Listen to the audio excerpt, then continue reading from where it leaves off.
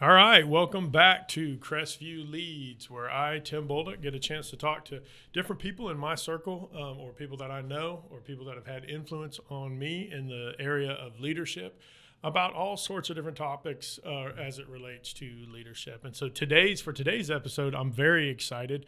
I've got a guest with me who I have worked with here at the city of Crestview for the last 6 years. I also had an opportunity to work with him at a previous job.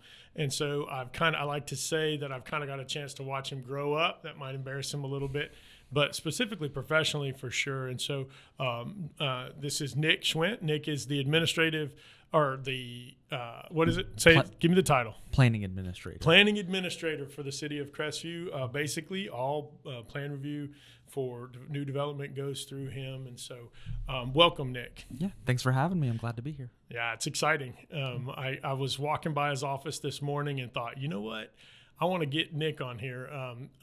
Like I said, we've had a chance to know each other over the last couple of years, and I've watched you develop professionally. And, when I think of a lot of times when on this show, what we'll do is when I'm talking to different people about the leadership topic, I ask them, how do you look for people that you want to invest in?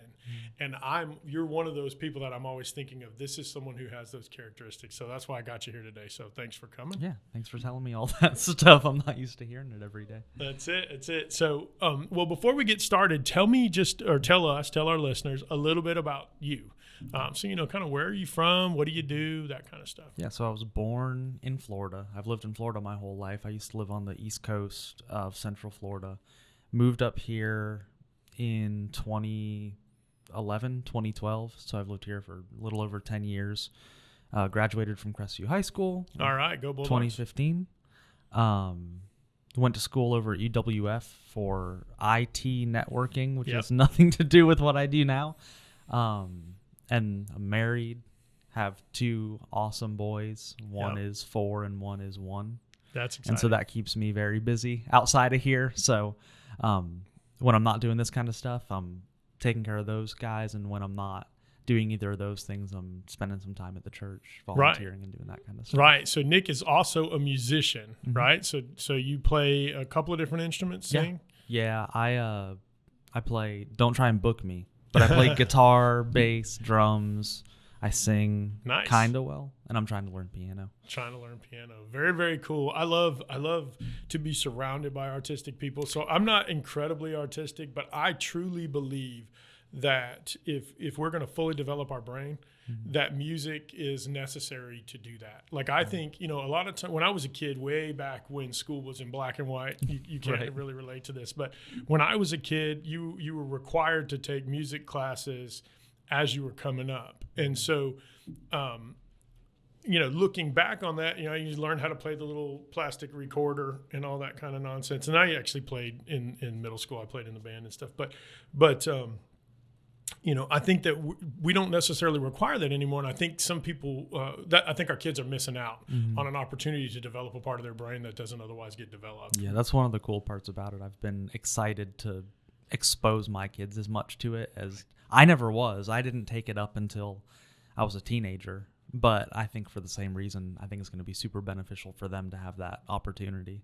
Right, for sure. Yeah. So we talked at the beginning of this. I gave a little bit about kind of our background. We worked together when I was at the city of Fort Walton Beach. You were there. What did you do there again? So when I was in Fort Walton, I was a GIS analyst. So all of the kind of digital mapping and all that kind of stuff I handled. Right. And so that kind of ties to the IT degree maybe a little bit? I started that before I got a professional job anywhere. Right. Because I was interested in computers and that's what I wanted to do.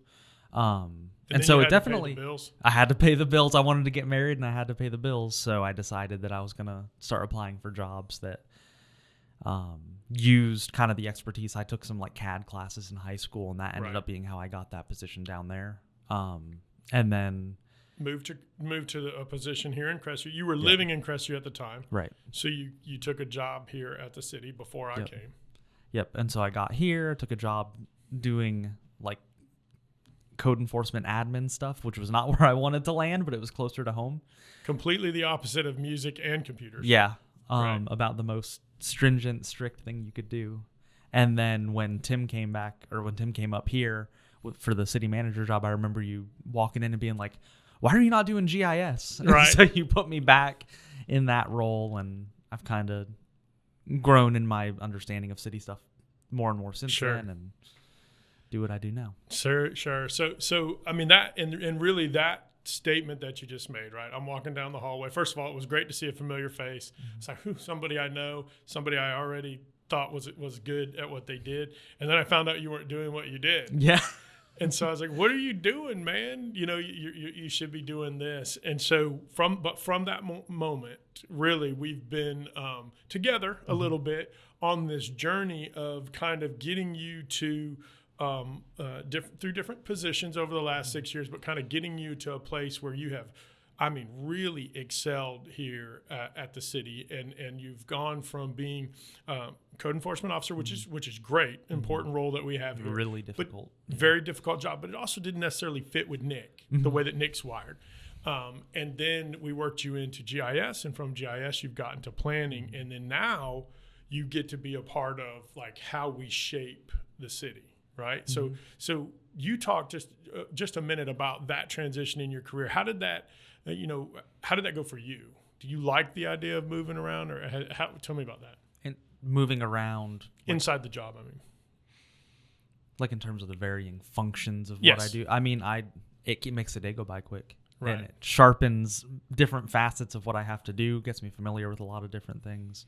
The one thing that I had never done in a formal capacity until I was in the position I was now was be a positional leader, be a supervisor. Right. So that's something that's brand new to me, and that is kind of difficult sometimes. It's not something I've had to process through, something I've had to learn the practicalities of. So you mean like the actual function of supervising an individual? Or multiple individuals. So, we were talking a little bit earlier about how I feel like my personality kind of lends itself to me being an influential leader, which wasn't something I learned about until doing the lead class that we did a year or so back. But there's always just been this kind of tendency for people to try to not farm me, but grow me into a leader. Right. Sometimes when I want to, and sometimes when, against what I think is the best for me, just because of how busy I am or whatever. It's like, why do you want me to do this? But I think that I kind of have that natural tendency, but I never had the practical expectation put on me of, okay, like, we think you have the propensity to do this. Right. Now you need to act out the practical side of it. And so that's something I think I'm still figuring out a little bit. Right. One of the things that I always talk about, specifically in government. So you mentioned a minute ago LEAD, which for those of you who don't know on the podcast, LEAD is a course that we do very specific to the city of Crestview. It's an 8-month-long program, and we walk emerging leaders that work, employees, emerging leaders in our organization from over this 8-month period. They do 8 courses and a bunch of homework, but it starts with what is a leader, and then communications and team building and personality assessments and all of these things that help to develop them. And I've always thought that in government, come from the private sector. So I've always thought that in government that the development, professional development, leadership development is somewhere that we sometimes run short. Because what happens is someone will get good at the function of their job, and then they get pigeonholed into that because they can do that job. So Nick is fantastic at GIS, and I still go down the hallway sometimes and make you go back and do some maps for me.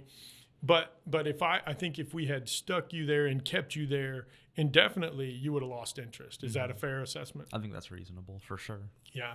I was listening to a podcast on ICMA for the ICMA this morning, and it was talking about the challenges of local government using its resources to do professional development. And in particular, it was talking about how for the first time in history, there are more, the diversity of generations is greater than it's ever been, right? So the different from the baby boomers to the millennials to the Gen X to all of the different generations. It's the first time we've had this many different generations in the workforce at any given time. And one of the things they talked about is how do you keep those people inspired? across different generations. And with millennials in particular, it's interesting to me because I think the contemporaries in government sometimes like to place a label and say that they don't like to stay in the same place for a long period of time. But I think it's us failing and continuing to challenge them. Is that, or you, right? Because that would be the generation you fall in, right? Right. Well, which one? Millennial. I'm on the border of millennial and Gen Z. Okay. But I don't know. My experience here, a lot has changed since when I got here. And I think there was some level of stifling development when I first got here. Okay. And so even after you came Shameless plug, I would like to say that was before I got here. Right.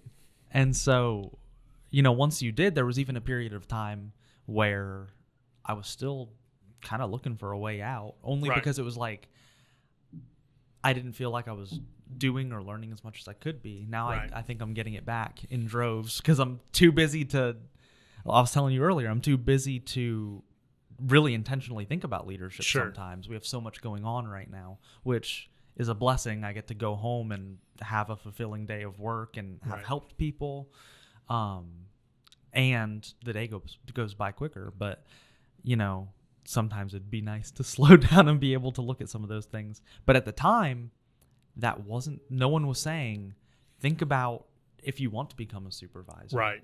If you want to become an influential leader and not even have the position and title. Right.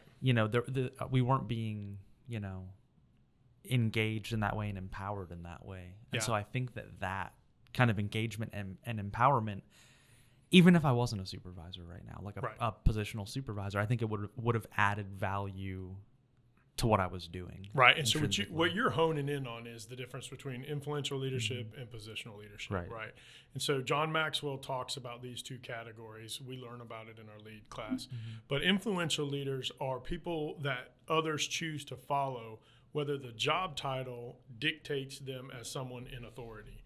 Positional leaders are the person that you follow because you have to, because that's what the job title says, right? And so what I love and what I try to look for are those people in the organization that have the ability to influence others in a positive way without having the position to influence others in any way. And when you find those like yourself, and then that's how I choose who I'm going to seek out to continue to invest in, because I know that if I can teach you the fundamentals of running the department, the positional side of it, you've already got the influential side. People trust you, so they're going to follow you. And so it's fun to me to watch that stuff kind of develop. I think there's like a healthy kind of friction and like an internal friction that comes out, because it's like, it's the line between I'm doing this because I want to do this and because it's just in me to do it. And then it's like, okay, now there's this expectation that I have to do it. And it's figuring that out. And it's like, okay, like what is the expectation of me? How do I work that out? How do I fulfill what kind of needs to be done as a positional leader? And that's kind of the point I'm in now, where it's like, I think that I do the influential stuff innately. But then it's all that other stuff where it's like, crap, like how do I handle, I just had a conversation with my boss the other day where it was like, how do I handle this specific situation where this is what I perceive what's going on? And so it's all those little bits. I feel like I was watching some of the previous podcasts and it was like all these people, have been in leadership in some form or fashion for years. They've owned businesses or they've been, supervisors or in leadership roles like in local government. And it's like, I don't have any of the years in that these guys have. And I'm really just like trying to figure this out right now in a practical sense. Man, I love this because we do bring so many people on the podcast that have been in roles of leadership and have some way influenced me. That's why you're here. Honestly, it's because you've influenced me in how to help to develop people that I'm responsible for. And so this dialogue is very, very cool for me because it is saying back, listen, just because we can lead, just because we're built to be able to lead, maybe we should take some time to do some of the practical teaching as well. Which, I mean, that's what lead was to some degree. Sure. It's what lead could have been. It could have leaned too far on that practical side. I think you need to hit all of the theoretical. We lean the other way. Right. I mean, honestly, so in my leadership style, where we're at, the way Crestview is run is the other side. Like you go, I make sure you're technically sound. I give you the ability to go get technically sound, but I want to teach you how to see the big picture. Right, like so. Nick is a planner. You're a planner for us. You're the development administrator for us. Every project comes through you. You have to check boxes. You have to be technically sound. But I want you to see what this place is going to look like 20 years from now when you're writing the rules. Because if you can start to understand what is the bigger picture, your purpose here. Your purpose is not to push paper across the desk and get a permit issued. But I need you to do that. Right. That's the function of what you do. But your purpose is to help shape what Crestview looks like 20 years from now. When those two baby boys of yours are grown and you're taking them around town, you can say, I was a part of the design for this intersection at this road. And I won't say which road because people will get on the podcast. I was about to say that intersection's the minute you horrible. say I'm a planner, it's just going to become traffic comments, I think. But that's fine. But you see what I'm saying, right? Yeah. So it's trying to. We lean the other way, but this is a refreshing conversation for me because it helps to remind me that I got to make sure I'm backfilling with the technical stuff too. Well, and it was like something that we talked about in like that class was very much abstracted, but we talked about mentorship, which I feel like is one of those ways that you can get into the practical side of things, because little things come up all the time that you need to talk to somebody about. Right. And in an organization that doesn't do anything like mentorship, you really don't always have a go-to person. It can't always be your direct supervisor. I can't always go to you if I have like something going on that isn't, specifically already related to you. And so that's something that, I've been thinking about a little bit more is, looking at finding someone to mentor me. I've had people like that before in the past. Right. But just in the stage of life that I'm in right now, kind of in a lull in that regard. But that's kind of one of those ways that I think, and we talked about in the class, that you can have those small little snippet conversations and work yourself out of the weeds of all of the practical stuff. But remember, so one of the things that we talk about in that class also is that you should be at two places in your career at all times. And that is that you should be mentored by somebody. Someone should be pouring into your life. And then you should also be pouring into someone else's life. And that should be going on every day or throughout the course of your career at all times. And who you have as a mentor and who you have as a mentee may change as you work through your career, but you should always be in a place where you're getting filled up by somebody and then you're taking from that overflow and you're filling somebody else up. Right. Because if you're just being poured into, then you're going to just continue to fill up and overflow and nobody gains the benefit of it. And so like for me, I teach all the time that leadership is about letting your legacy live on beyond you. It's not so much about the function of the job. It's about creating an environment where you help others reach their full potential so that they can go and help others reach their full potential so that 2 generations down the road, your fingerprint is on, 2 generations down the road. And so that's that's what I know about you is that you have the ability to influence others and that kind of stuff. So have you looked at that side of it, like mentoring someone else yet? Yeah, I mean, so there was a period of time a few years back where my wife and I were doing our like youth group at church, and so that was a regular outlet for me to do that. I haven't really thought about it yet in a professional sense, just because I only know 2 people. Not that it's an age thing, sure, but I only know 2 people at the city right now that are younger than me, that are like within my sphere or in my adjacent to my circle. That we could talk adjacent about. To your circle. That's a new professional term. Adjacent to your circle. Right. Acquaintances. Yeah. But I would definitely be open to it because I feel like you talked about the GIS analyst, that not being suitable for me long term. Had I been doing that, I would have just been sitting in my cave working on maps all day, taking in what I could and not being able to give it out to anybody. The cool thing about being a supervisor is that if you have this influential leadership ability, it gives you like an easy outlet for it. It gives you a mandatory outlet. It's just whether or not you choose to use it for that purpose. Yeah, that's very good. That's really what I like about what we do here at the city. And anytime I try to pitch somebody to coming into a local government versus a private sector type of a situation, is that in local government you can do something different 5 days out of the week. Even as the planning administrator, not every day, all day are you doing planning. Yeah, for sure. For different reasons, I've had a few different people or groups of people ask me what I do, and it's always a really hard question to answer because there's so much to it. Right. Very cool.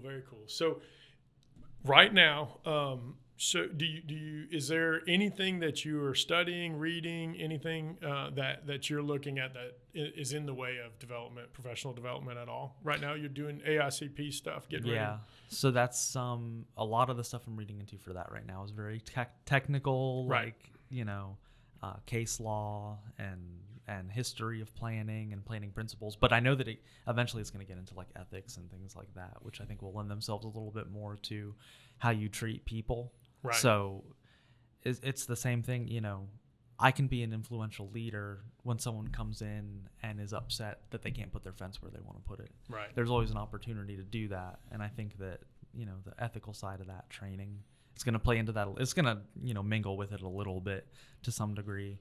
But right now, because, we've talked about this a little bit, I don't have a degree in what I do. Right. I've grown up in it. Sure. Been, kind of been faced with that, but at some point I'm going to need to do something professionally, I think. So I'm going through a lot of training that is in regards to the technical side of what I do. So I mentioned earlier the ICMA podcast that I watched or listened to this morning on my way into work, and they were saying they were going on, and it was ad nauseum. They were going on a little bit about how difficult it is to inspire local government employees to continue to promote themselves professionally. I've watched you do it 2 or 3 different times. I've watched you sit back and like right now you're studying all these things for your AICP. Is that what it's called? AICP. So what is it do you think about you that drives you to want to make sure you continue to learn? Is it environment? Is it your own internal desire to move yourself forward? What do you think it is? I think so that I can go tell them how to get their people fired up. Environment with regard to what? What do you mean by environment? So is it like having the space to do that kind of work or to do that kind of studying? I think it's relationships. It's relationships, and for me, we had a group of interns that had come in, and I was telling them, since the city's a nonprofit, and our main goal is to improve the quality of life for people that live in the city limits. Right. And I don't know if I could do a job after doing this for this long where I'm not helping somebody in some way. And so for me, I know that if this training or if this development is going to enable me to either know how to do that better or enable me to get into a position to be able to do that on a larger scale, it's what I'm going to do. And I think that goes back to relationships, with the members of the community. One of the biggest things that I have enjoyed here so far is just being able to build and leverage relationships. Yeah. Very cool. Everything begins and ends with relationships is what we teach. Listen, we're almost out of time. And so I always like to ask this question at the end of the podcast. If you could pick out somebody in your life over the course of your career or your life before career that influenced you, a leader that in your life that influenced you in a positive way, who is that? Or tell us a little bit about that person and why did they positively influence you? Okay. So the easy pick would be you, but I'm not going to pick you because you're right across the table from me. Do that. But so when I was in high school through some of my college years, the guy at our church who was the youth pastor before me mentored me from my sophomore year through the middle of college. And sometime they moved shortly after we got married. But it was just that really formative time where I needed somebody like that in my life to help me looking at, finding a job, building a family, finding my identity, and then figuring out how to use that or how to express that and how to insert that into what I do. Very cool. They helped me a lot with that for sure. Very, very cool. Well, listen, man, again, I appreciate you taking some time out of your day to come hang out with me. I tell people all the time, Nick is a rock star. Everybody needs a Nick on their team. In fact, he's tried to leave before, and I never let him go. Yeah. Don't turn him loose. We'll save that story for a different podcast in the future. It's a great story. But anyways, for those of you who watch and listen, thank you so much for continuing to listen. You can find us on all of the podcast platforms. Like it, share it, help us to get the word out if you like what you see. And thank you so much, and have a great day.